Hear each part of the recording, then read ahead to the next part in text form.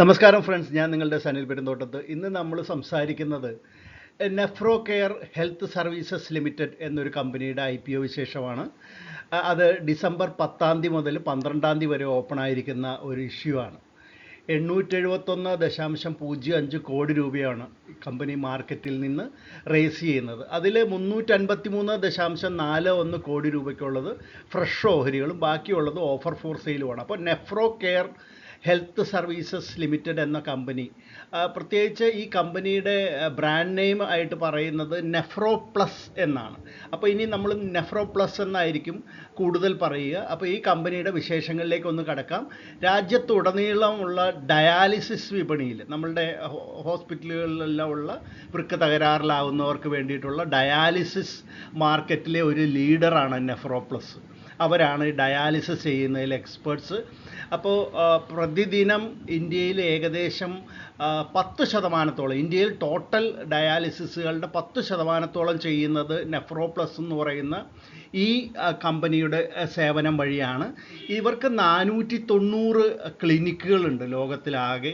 അതിൽ 43 ഇൻ്റർനാഷണൽ സെൻറ്ററുകളിലാണ് എന്നുള്ളത് ഒരു പ്രത്യേകതയാണ്. ഇന്ത്യക്ക് പുറമേ അവർ ഉസ്ബെക്കിസ്ഥാനിൽ, ഫിലിപ്പൈൻസിലും നേപ്പാളിലും എല്ലാം സേവനം നടത്തുന്നുണ്ട്. ഹൈദരാബാദ് ബേസ്ഡ് ആയിട്ടുള്ള ഒരു കമ്പനിയാണ് നെഫ്രോ പ്ലസ് എന്നുള്ളത്. അവർ ഈ ലോകത്തിലെ തന്നെ വളരെ എണ്ണം പറഞ്ഞ ഒരു കമ്പനിയാണ്. ഏഷ്യയിലെ 5ാമത്തെ ഏറ്റവും വലിയ, അതായത് ഡയാലിസിസുകളുടെ എണ്ണം നോക്കുകയാണെങ്കിൽ ഏറ്റവും വലിയ 5ാമത്തെ കമ്പനിയുമാണ് Nephro Care Health Services Limited, അല്ലെങ്കിൽ നെഫ്രോ പ്ലസ് എന്നുള്ള കമ്പനി. അപ്പോൾ 10 മുതൽ 12 വരെ ഓപ്പൺ ആയിരിക്കുന്ന ഈ ഇഷ്യൂവിൻ്റെ വിശേഷത്തിലേക്ക് നമുക്കൊന്ന് നോക്കാം. നെഫ്രോ പ്ലസ് എന്നുള്ള ഈ ഡയാലിസിസ് കമ്പനിയുടെ പ്രസൻസ് നോക്കുകയാണെങ്കിൽ ഏകദേശം 270ഓളം സിറ്റികളിലുണ്ട്. അവർ പ്രധാനമായിട്ടും കോൺസെൻട്രേറ്റ് ചെയ്യുന്നത് സെക്കൻഡ്, തേർഡ് ടിയർ സിറ്റികളിലാണ് എന്നുള്ളത് എടുത്തു പറയേണ്ട ഒരു കാര്യമാണ്.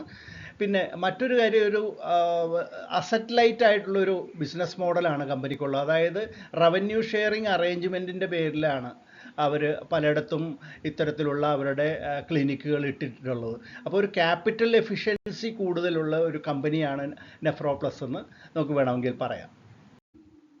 ഇനി കമ്പനിയുടെ പ്രധാന പ്രൊമോട്ടേഴ്സിനെ നോക്കുകയാണെങ്കിൽ ഇൻഡിവിജ്വലായിട്ട് വിക്രം ഉപ്പല എന്ന് പറയുന്ന ഈ ചിത്രത്തിൽ കാണുന്ന വ്യക്തിയാണ്. അദ്ദേഹമാണ് ഇതിൻ്റെ ചെയർമാൻ. അദ്ദേഹത്തെ കൂടാതെ കോർപ്പറേറ്റുകളായിട്ടുള്ള ബെസമീർ വെഞ്ചർ പാർട്ട്നേഴ്സ്, എൻഡോറ ഇൻവെസ്റ്റ്മെൻറ്റ് ഹോൾഡിംഗ്, പിന്നെ health care parent limited, invest corp private equity fund 2, അതുകൂടാതെ invest corp growth opportunity fund തുടങ്ങിയവരാണ് ഇതിൻ്റെ പ്രധാന പ്രൊമോട്ടേഴ്സ് ലിസ്റ്റിൽ കാണുന്നത്. ഇവരുടെ കൈവശം 78.09% ഓഹരികളാണ് ഇഷ്യൂവിന് മുമ്പുള്ളതെങ്കിൽ ഓഫർ ഫോർ സെയിൽ ഉണ്ട്. ഒരു 517.64 കോടി രൂപയ്ക്കുള്ള ഓഹരികൾ ഈ പ്രൊമോട്ടേഴ്സ് വിറ്റഴിക്കുന്നുണ്ട്. അത് കഴിയുമ്പോൾ 71.4% ഇവരുടെ കൈവശമുള്ള ഓഹരികൾ കുറയും. അപ്പോൾ ഈ പ്രധാനപ്പെട്ട പ്രൊമോട്ടേഴ്സ് അല്ലാതെ മറ്റു ചില ഇൻവെസ്റ്റേഴ്സ്, വലിയ ഇൻവെസ്റ്റേഴ്സും ഓഹരികൾ ഈ അവസരത്തിൽ വിൽക്കുന്നുണ്ട്. അത് പ്രധാനമായിട്ട് പറയുകയാണെങ്കിൽ invest corp India private equity എന്ന് പറയുന്ന കമ്പനി, അതുകൂടാതെ ഇൻ്റർനാഷണൽ ഫിനാൻസ് കോർപ്പറേഷൻ, പിന്നെ 361 സ്പെഷ്യൽ ഓപ്പർച്യൂണിറ്റീസ് ഫണ്ട്, ഇവരൊക്കെയാണ് പ്രധാനപ്പെട്ട മറ്റ് ഓഹരി വിറ്റഴിക്കുന്ന ഇൻവെസ്റ്റേഴ്സ്.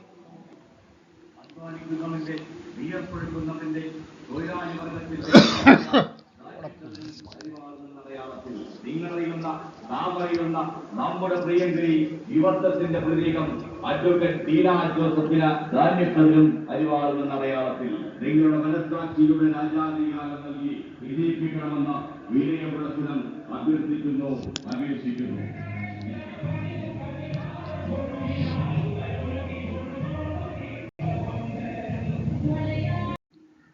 ഇനി നെഫ്രോ പ്ലസിൻ്റെ ഫിനാൻഷ്യൽ സൈഡാണ് നമ്മൾ പരിശോധിക്കുന്നത്. റവന്യൂ നോക്കുകയാണെങ്കിൽ 2024 574.72 കോടി രൂപയായിരുന്നു. 25 ആയപ്പോഴത്തേക്കും 769.92 കോടിയിലേക്ക് വർധനവുണ്ടായിട്ടുണ്ട്. അതായത് 34% ഒരു വർധനവാണ് ഇവിടെ കാണുന്നത്.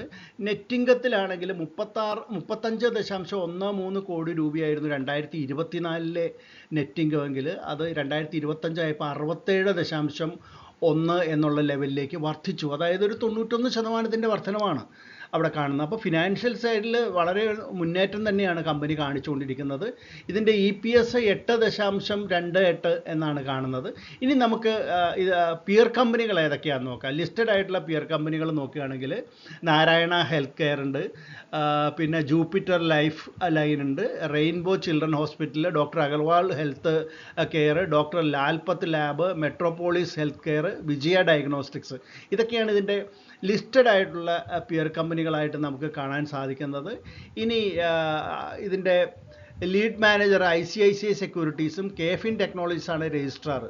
ഇനി കമ്പനി ഒരു 353.41 കോടി രൂപയാണ്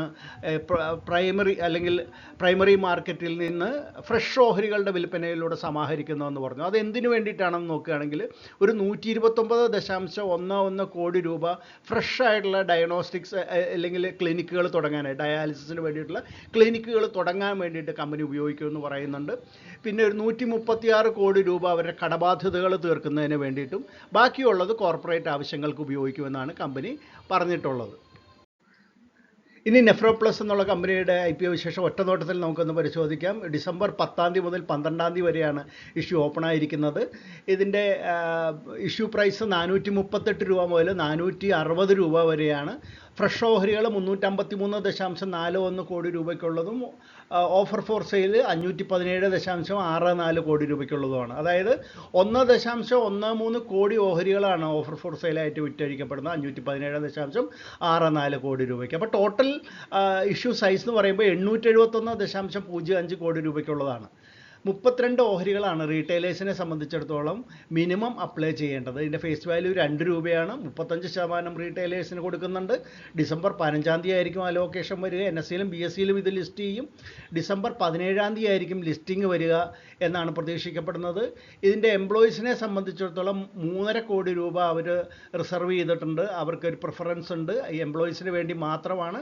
ഇനി ഇത് വാങ്ങണോ വേണ്ടയോ എന്ന് ആലോചിക്കുന്നവരോട് പറയാനുള്ളത്, KSAയിൽ അല്ലെങ്കിൽ കിങ്ഡം ഓഫ് സൗദി അറേബ്യയിൽ 2024 കമ്പനി അവിടുത്തെ പ്രധാന ഗ്രൂപ്പായിട്ടുള്ള അൽ ഫൈസലിയ ഗ്രൂപ്പുമായിട്ട് ചേർന്നുകൊണ്ട് Arabian International Health Care Holding കമ്പനിയുമായിട്ട് യോജിച്ചുകൊണ്ട് ഒരു ജോയിൻറ്റ് വെഞ്ചർ ആരംഭിച്ചിട്ടുണ്ട്. അവിടെയും അവരുടെ സേവനം വലിയ തോതിൽ തുടങ്ങുകയാണ്. അതോടൊപ്പം തന്നെ 165 ബെഡുകളുള്ള ഒരു ഡയാലിസിസ് സെൻറ്റർ താഷ്കൻഡിലും അവർ ആരംഭിച്ചിട്ടുണ്ട്. അപ്പോൾ അങ്ങനെ വരുമ്പോൾ ലോകത്തിലെ ഏറ്റവും മുൻനിരയിലുള്ള ഒരു ഡയാലിസിസ് സെൻ്ററായിട്ട് നെഫ്രോപ്ലസ് മാറുന്നു എന്നുള്ളത് വലിയ സന്തോഷകരമായൊരു കാര്യമാണ് ഇൻവെസ്റ്റേഴ്സിനെ സംബന്ധിച്ച്. അതുകൊണ്ട് തന്നെ തീർച്ചയായിട്ടും ഷോർട്ട് ടൈം ഇൻവെസ്റ്റേഴ്സിനും ലോങ് ടൈം ഇൻവെസ്റ്റേഴ്സിനും ഇതിൽ അപ്ലൈ ചെയ്യാമെന്നാണ് വ്യക്തിപരമായിട്ടുള്ള എൻ്റെ അഭിപ്രായം.